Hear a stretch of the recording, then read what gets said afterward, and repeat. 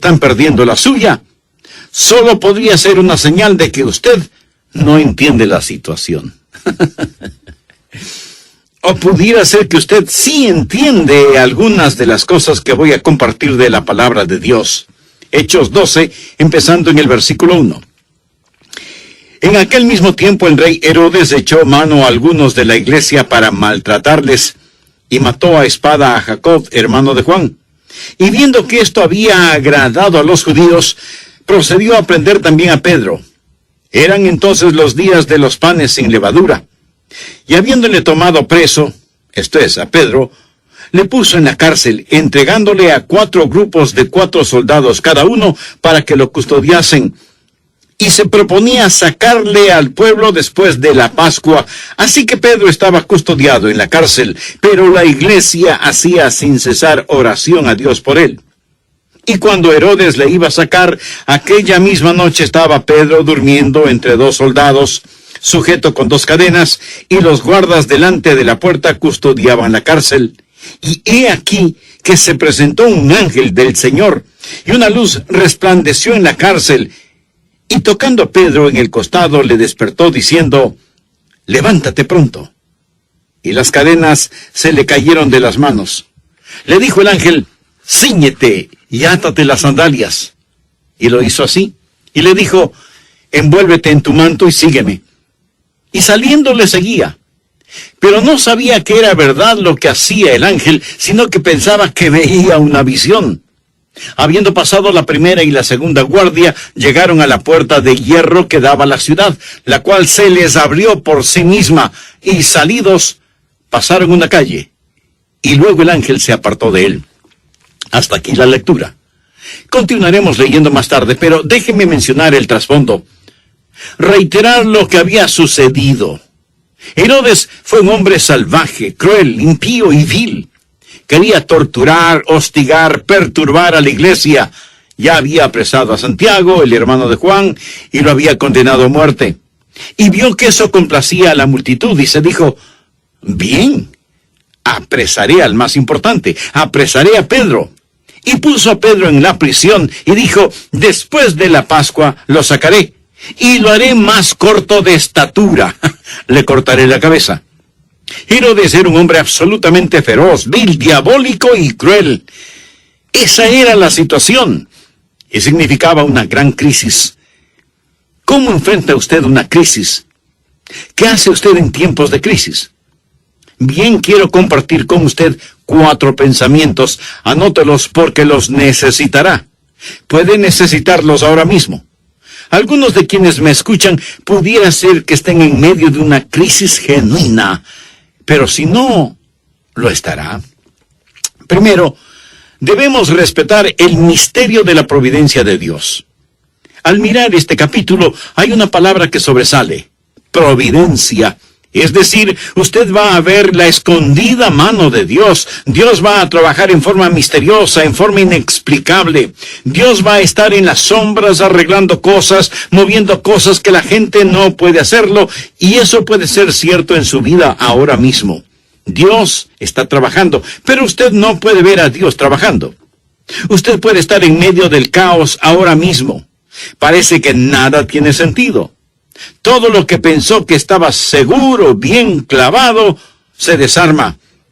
Y el diablo está sacando los clavos. Ahora escúcheme. Solo porque no tiene ningún sentido para usted, no significa que no tenga sentido. Muchos de nosotros tenemos preguntas. Al mirar este capítulo podríamos decir, ¿por qué dejó Dios que Herodes fuera rey en primer lugar? ¿No es Dios Dios? ¿Cómo pudo Dios dejar que un tipo como Herodes fuera rey? Si yo fuera Dios, lo convertiría en un sapo. ¿Y por qué Santiago debió morir y Pedro ser liberado? ¿Por qué? ¿Es que Dios tiene favoritos? ¿Es Dios caprichoso? ¿O ha perdido el control? ¿Por qué suceden estas cosas? Mi amigo, déjeme decirle algo. No vivimos de explicaciones. La vida no es un problema que debe ser resuelto, es un misterio que debe ser vivido, y a veces usted tiene que retroceder y simplemente mirar lo que voy a llamar la escondida mano de Dios, y usted necesita respetar eso. ¿Ha visto alguna vez a un pintor pintando un cuadro, poniendo los colores en el lienzo? Algunas veces es muy recreativo el mirar pintar a los pintores mientras usted observa.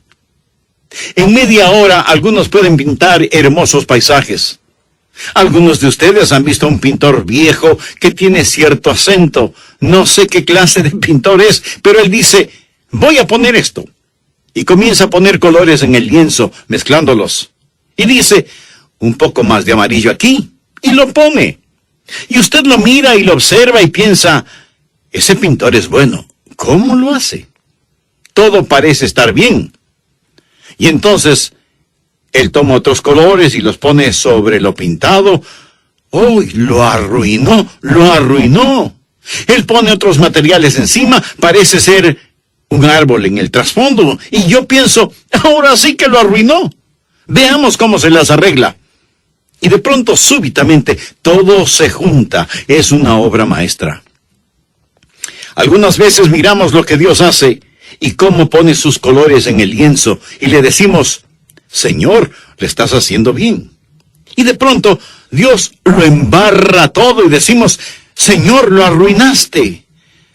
¿Se ha sentido así alguna vez? Señor, ¿por qué dejaste que esto suceda? Ahora, para mí no tenía sentido ver lo que el pintor hacía, pero tenía sentido para él.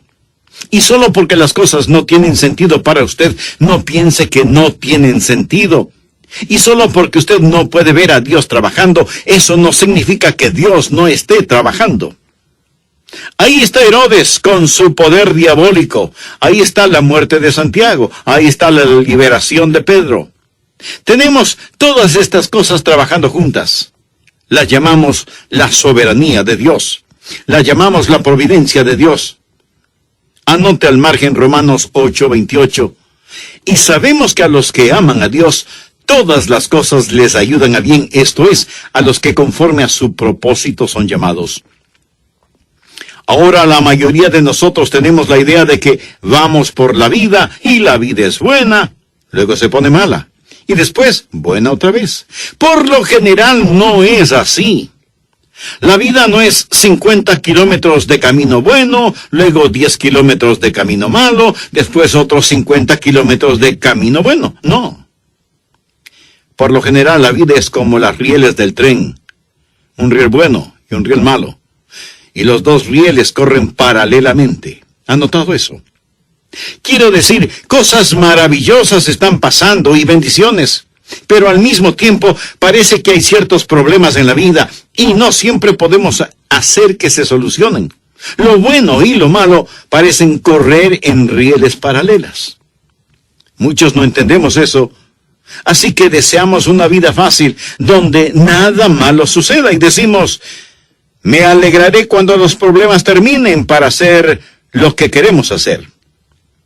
Si está estudiando, me alegraré cuando las clases terminen para empezar a hacer lo que quiero hacer. Si los hijos aún son pequeños, me alegraré cuando los chicos crezcan, así podré hacer lo que quiero hacer. Y si está enfermo, me alegraré cuando esté sano, así podré servirle a Dios como quiero. No es así. Lo bueno y lo malo están ahí, trabajando juntos. Algunas veces nos gustaría sencillamente vivir la vida sin lo malo, sin ningún problema. Aquí hay una chica que quiere casarse con un muchacho. Los padres de ella le dicen, hija, no te cases con él. Él no tiene el carácter, no tiene lo que creemos se necesita para que sea un buen esposo. Pero ella dice que lo ama y que se va a casar con él. Así que los padres tratan de hacer lo mejor en esa situación. Ellos quieren amar a su futuro yerno. La pareja se casa, tienen un bebé, y después de un poco tiempo, él se vuelve un don Juan Tenorio, y se convierte en la persona que los padres de ella temían se convirtiera y abandona a su esposa. Bien, quiero preguntarle a usted, madre, Si podría hacer retroceder el reloj del tiempo y decir, no quiero que te cases con ese hombre, o no, ellos no se casarán, lo haría. Tenga cuidado con la respuesta, porque si usted contesta, sí, lo haría, usted va a tener que renunciar a ese nieto o nieta, ese pequeño bebé que usted ha llegado a amar tanto. ¿Vio? La vida es misteriosa, la vida es misteriosa. Hay las cosas malas, hay las cosas buenas. Dios, en el crisol de su sabiduría, mezcla estas cosas para su gloria. Y nosotros sabemos que todas las cosas ayudan a bien. Amigo, usted no vive por explicaciones. Usted nunca podría explicar a Dios. Usted vive por promesas que a lo mejor nunca puede explicarlas. ¿Sabe? Seguramente de pequeño se preguntaba, ¿por qué Dios pone vitaminas en las espinacas y no en los helados? Amigo, deje que Dios sea Dios. Usted debe respetar, escuchar ese misterio, el misterio de la providencia de Dios. Permítale a Dios ser Dios. Y solo porque para usted algo no tiene sentido, no significa que no tenga sentido. Y si se encuentra en una crisis, no demande el entenderlo. ¿Entendido? En segundo lugar, debemos solicitar el ministerio del pueblo de Dios. Ahora, ¿cuál es el ministerio del pueblo de Dios? Es la oración. Veamos el versículo 5. Así que Pedro estaba custodiado en la cárcel, pero la iglesia hacía sin cesar oración a Dios por él. Este es un hermoso versículo en la oración. Veámoslo otra vez. Así que Pedro estaba custodiado en la cárcel, pero la iglesia hacía sin cesar oración por él. Parecía que no había esperanza para Pedro. Él estaba bajo seguridad máxima. La prisión está custodiada afuera por 2 guardias. Hay 16 guardias en total custodiando a Pedro. Y además de eso, sus manos están encadenadas a uno de los guardias. Mi amigo, si debiéramos hablar de alguien en problemas, Pedro estaba en verdaderos problemas. Y como si eso fuera poco, él había sido sentenciado a muerte por un rey impío que le dijo, pronto voy a ejecutarte. Ahora, esa es una crisis. Usted puede pensar que lo suyo es una crisis. Pero Pedro se encontraba frente a una verdadera crisis. Parecía no haber esperanza para él. Todas las puertas estaban cerradas, excepto una. Y es la que va directamente hacia arriba. Esa puerta no pudieron cerrarla. Podemos orar. En una crisis debe haber oración. Y cuando no hay esperanza en el plano horizontal, siempre hay esperanza en el plano vertical. Quiero que miremos esta oración y nos detengamos ahí por un momento, porque recuerde que cuando existe el misterio de la providencia de Dios, existe el ministerio del pueblo de Dios. Quiero que vea primero lo que voy a llamar la frecuencia de la oración. Versículo 5, la iglesia hacía sin cesar oración a Dios por él. Ellos oraban y no dejaron de orar. Y seguramente se preguntaban, ¿por qué Dios no contesta nuestras oraciones? Pedro está en la cárcel y Dios parece que no tiene ningún apuro en sacarlo. Pero Dios está tratando de enseñarles una lección acerca de la oración. Y una de las grandes lecciones sobre la oración es persistencia. La Biblia dice, pedid, buscad, llamad. Pero literalmente dice, sigan pidiendo, sigan buscando, sigan llamando. En Lucas 18:1 leemos, también les refirió Jesús una parábola sobre la necesidad de orar siempre y no desmayar. Es decir, no dejar de orar. Y usted necesita aprender eso. Las demoras de Dios no son negaciones. ¿Está claro? Debe haber frecuencia en la oración. En segundo lugar, debe haber fervor en la oración. ¿Escuchó? Fervor en la oración. Las palabras sin cesar pueden ser traducidas como intensamente. Ellos estaban orando intensamente. Me pregunto qué es lo que nosotros sabemos acerca de orar intensamente. Pero le diré una cosa. Cuando usted está en una crisis, aprende a orar intensamente, ¿verdad? Muchos de nosotros oramos esta mañana, pero me atrevo a decir que entre quienes me escuchan, si yo les preguntara o les interrogara, muchos no podrían decirme específicamente por lo que oraron esta mañana. Seguramente fue una oración general, sin ninguna intensidad.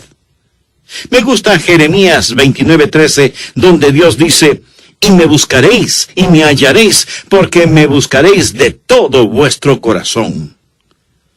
Una de las cosas de las cuales estoy tratando de curarme es de la oración casual, de la oración sin intensidad, de la oración que cuesta poco. ¿Sabe que la Biblia llama a la oración una lucha? Una versión traduce Romanos 15, versículo 30 así: Pablo les suplica, les ruego, hermanos, por nuestro Señor Jesucristo y por el amor del Espíritu, que se unan conmigo en esta lucha y que oren a Dios por mí. Oración conjunta. ¿Alguna vez usted ha pensado en la oración como una batalla, como una lucha? ¿Cuánto genuino agonizar sentimos cuando oramos? Si usted realmente comienza a interceder, descubrirá que el diablo peleará contra usted y se opondrá a usted. La oración es trabajo. Yo prefiero predicar por 1 hora que orar por media hora, en cuanto al trabajo que significa la oración genuina. Hay la frecuencia en la oración y el fervor en la oración. A veces no tenemos ganas de orar, así que no oramos. Mi amigo, si hay un tiempo cuando usted debe orar, es cuando usted no siente ganas de orar. Ore hasta que tenga las ganas, pero ore. Ore no solo frecuentemente, sino también fervientemente, y descubrirá la fraternidad de la oración. La Biblia dice que la iglesia estaba en esto, pero la iglesia hacía sin cesar oración a Dios por él. Eso quiere decir que se unieron para orar. Jesús dijo: donde están 2 o 3 congregados en mi nombre, allí estoy en medio de ellos. Si 2 de vosotros se pusieren de acuerdo en la tierra acerca de cualquier cosa que pidieren, les será hecho por mi Padre que está en los cielos. Dios se complace cuando sus hijos oran, pero Dios se complace mucho más cuando sus hijos oran en fraternidad. No hay nada que nos pueda unir más que una iglesia que ora. Si usted alguna vez ha tenido un compañero o compañera de oración, sabe que su corazón y el de la otra persona están eslabonados. Y las veces que Dios visita cuando la iglesia ora son gloriosas y maravillosas. Es lo que llamamos la fraternidad de la oración. Esta clase de oración hacía la iglesia por Pedro. Y luego deseo que note la fe de la oración. La oración era a Dios. Era a Dios. Se hizo oración a Dios. No estaban orando el uno para el otro. No estaban orando para impresionarse mutuamente. Muchas de nuestras oraciones son pequeñas oraciones memorizadas. Amigo, cuando ora, ¿cuánta fe tiene en la oración? Pero tal vez más importante es preguntar: ¿a quién ora usted? La evidencia es que hay que orar a Dios y solamente a Dios. Es una necedad cuando oramos en forma diferente.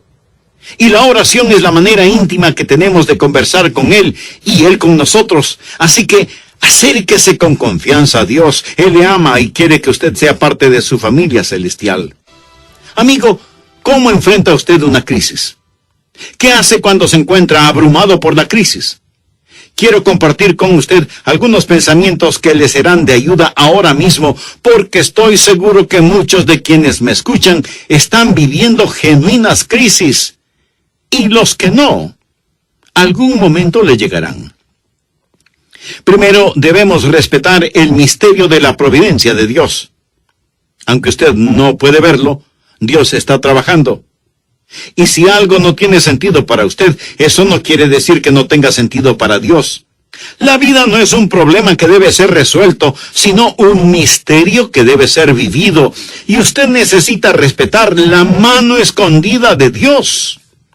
El apóstol Pablo le dijo inspiradamente a sus seguidores: y sabemos que a los que aman a Dios, todas las cosas les ayudan a bien, esto es, a los que conforme a su propósito son llamados. Segundo, debemos solicitar el ministerio del pueblo de Dios. En Hechos 12:5 leemos, así que Pedro estaba custodiado en la cárcel, pero la iglesia hacía sin cesar oración a Dios por él. Pedro está en la cárcel, custodiado por 16 guardias, y sus manos están encadenadas a 2 de los guardias. Había sido sentenciado por un rey malvado e impío, y pronto sería ejecutado. Pedro estaba experimentando una verdadera crisis. Parecía no haber ninguna esperanza para él. Sin embargo, la iglesia hacía sin cesar oración por él. La iglesia oraba por Pedro con fe y en forma frecuente y fervorosa. A veces no tenemos ganas de orar, así que no oramos.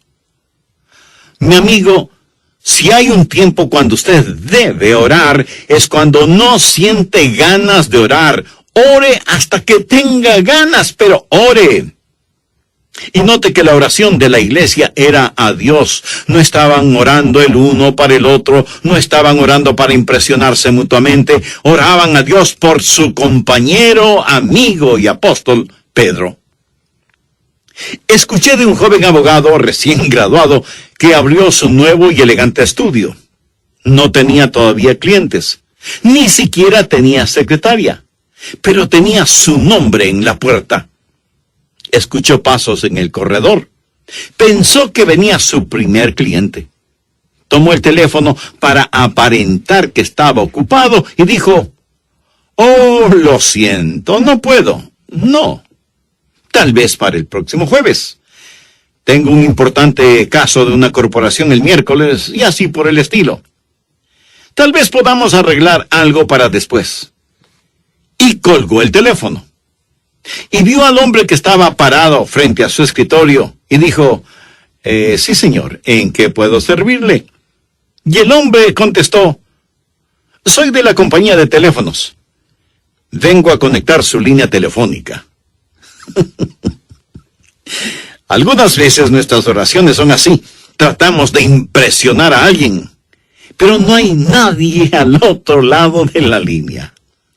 ¿Sabe? Creo que es la razón por la que no oramos con frecuencia y fervientemente, porque pensamos que podemos prescindir de la oración. Estas personas van a orar. Pedro está en prisión. Van a orar por él. Ellos no pueden presentar una petición al gobierno. No tienen dinero para sobornar a Herodes para que suelte a Pedro de la prisión. Ellos no tienen ninguna influencia política, pero van a orar. Y el mundo se puede reír, pero mi amigo, el diablo no se ríe. Alguien dijo muy sabiamente que el diablo tiembla cuando ve al más débil santo de rodillas. Ese es el enfoque de la oración, es a Dios. Y Dios, que es Dios, controla el universo. Necesitamos aprender eso, que cuando estamos orando, oramos a Dios, y esa es la fe de la oración. Ese es el enfoque de la oración. La iglesia hacía sin cesar oración a Dios. ¿Por quién? Por él, por Pedro. Ellos estaban orando por Pedro. Fue una oración no solo intensa, sino también específica. ¿Alguna vez le ha sucedido que al terminar su visita a alguien le dicen, «Vendrá otra vez, no deje de visitarnos»? Amigo, eso es pura cortesía. Le diré algo. Si ellos le dicen, «Mira, tengo unas chuletas y carnes buenísimas en el refrigerador, puedes venir el sábado a las 5 para tener una parrillada», entonces sí les creo, es una invitación específica. Ahora, cuando usted está en una crisis, respete el misterio de la providencia de Dios. Amigo, solicite el ministerio del pueblo de Dios. Nosotros como creyentes debemos tener el ministerio de la oración en nuestras iglesias. Y si usted tiene una crisis, llame y la gente orará por usted. Círculo de oración las 24 horas, orando por necesidades específicas. ¿Sabe lo que es un mensaje pregrabado? Cuando usted llama a alguien, ¿cómo le gusta escuchar un mensaje grabado? ¿No le alegra saber que en el cielo no hay mensajes grabados? Se puede imaginar que cuando ora usted escucha el siguiente mensaje. Gracias por llamar al cielo. Sus oraciones son importantes para nosotros. Por favor, escoja una de las siguientes opciones. Marque 1 para un pedido. Presione el 2 para agradecimientos. El número 3 para quejas. Y el 4 para cualquier otro asunto. Lo sentimos que todos los ángeles están ocupados atendiendo a otros pecadores. Sin embargo, su oración es importante para nosotros y la contestaremos en estricto orden de llegada. Por favor, permanezca en la línea. Si le gustaría escuchar al rey David cantando un salmo mientras espera, marque el número 4. Si desea saber de algún ser amado que ha sido asignado al cielo, presione el 5 y marque el número de la cédula de identidad de esa persona, seguido del signo de número. Si recibe una respuesta negativa, cuelgue y trate el número telefónico 666. Para reservaciones en el cielo, por favor marque las letras JUAN, seguidas del número 316. Para respuestas sobre molestosas preguntas acerca de dinosaurios, en medio de la tormenta, leamos el versículo 6. Y cuando Herodes le iba a sacar, aquella misma noche Pedro estaba durmiendo. ¿Qué le parece? Pedro durmiendo entre 2 soldados, atado con 2 cadenas. Yo no sé si los soldados estaban durmiendo, pero Pedro sí dormía. Y los guardias delante de la puerta custodiaban la cárcel. Ahí está él. Al día siguiente lo van a ejecutar y él está durmiendo. Y su sueño es tan profundo que el ángel tiene que tocarle en un costado para despertarle. Versículo 7. Y he aquí que se presentó un ángel del Señor, y una luz resplandeció en la cárcel, y tocando a Pedro en el costado, le despertó. Puede imaginarse. Pedro, despierta, despierta. Pedro profundamente dormido. La noche anterior a su ejecución. Amigo, eso es paz, paz en medio de la tormenta. Mientras leía esto pensé, ¿cómo Pedro pudo dormir estando en crisis? Bueno, primero, él ya no tiene temor de morir. Él ha visto al Cristo resucitado. Un hombre no está listo para vivir hasta que no haya perdido el temor de morir. Pedro había visto al Cristo resucitado y por lo tanto la muerte ya no infundía temor. Segundo, él sabía que los hijos de Dios estaban orando por él. Estaba consciente de la presencia de Dios porque sabía que la Biblia dice, he aquí, no se adormecerá ni dormirá el que guarda a Israel. La Biblia también dice, tú guardarás en completa paz aquel cuyo pensamiento en ti persevera, porque en ti ha confiado. Amigo, escúcheme. Entregue sus problemas a Él, hágalo. No importa lo grande que sean. Hay la maestría de la paz de Dios. Tú guardarás en completa paz a aquel cuyo pensamiento en ti persevera. Y Pablo dice en Filipenses 4, versículo 6, estéis afanosos, sino sean conocidas vuestras peticiones delante de Dios en toda oración y ruego con acción de gracias, y la paz de Dios, que sobrepasa todo entendimiento, guardará vuestros corazones y vuestros pensamientos en Cristo Jesús. Ellos pensaron que custodiaban a Pedro en una prisión. No, la paz de Dios lo custodiaba. La paz de Dios lo protegía. Cuarto, regocíjese en la majestad del poder de Dios. ¿Piensa usted que Dios había perdido el control cuando Santiago fue ejecutado? ¿O cuando Pedro fue puesto en la cárcel? De ninguna manera. Dios está en su trono. Empecemos a leer desde el versículo 7, Hechos capítulo 12. Y he aquí que se presentó un ángel del Señor, y una luz resplandeció en la cárcel. Y tocando a Pedro en el costado, le despertó diciendo, levántate pronto. Y las cadenas se le cayeron de las manos. Le dijo el ángel, cíñete y átate las sandalias. Y lo hizo así. Y le dijo, envuélvete en tu manto y sígueme. Y saliendo, le seguía. Pero no sabía que era verdad lo que hacía el ángel, sino que pensaba que veía una visión. Habiendo pasado la primera y la segunda guardia, llegaron a la puerta de hierro que daba a la ciudad, la cual se les abrió por sí misma. Note lo siguiente. Y salidos, pasaron una calle, y luego el ángel se apartó de él. Note el versículo 10. El ángel le acompañó hasta ese punto y le dijo: bien, Pedro, hasta luego. Quiero que vea cómo el poder de Dios está trabajando aquí. Algunas personas pudieron pensar que Dios era débil y que no podía hacer nada, o que a Dios no le importaba el asunto. Usted puede pensar en relación con su problema: ¿dónde está Dios? ¿Dónde está Dios? ¿Es Dios capaz o no le importa a Dios? Es interesante el notar que la liberación de Pedro llegó al último instante. Quiero decir, Dios actuó pausadamente en este asunto. De hecho, toda esta historia se desarrolla sin ninguna prisa. Cuando el ángel llega, dice: Pedro, levántate, levántate. Luego le toca el costado: vamos, levántate. Pedro pregunta: ¿qué hora es? Olvídate de la hora. Vamos a salir de la cárcel. Ponte tu ropa y tus sandalias. Pedro, vístete. Si vas a salir de la cárcel, vístete mientras caminamos. Lo tienes todo. ¿Qué es lo que le está diciendo? Pedro, vamos a salir con dignidad. Nada de escabullirnos de este lugar. Saldremos con verdadera clase. Ahora, hay algo muy interesante. Entrar. ¿Sabe? Fue más fácil para él salir de la prisión que el entrar al lugar en donde oraban por él. Eso es algo extraordinario. Si el Señor pudo abrir las puertas de la prisión, ¿no cree usted que Él pudo abrir la puerta de esa casa? Quiero que aprenda esta lección. La oración nunca es una excusa para la ociosidad. Amigos, nosotros no podemos cambiar el agua en vino, pero sí podemos llenar los cántaros, ¿verdad?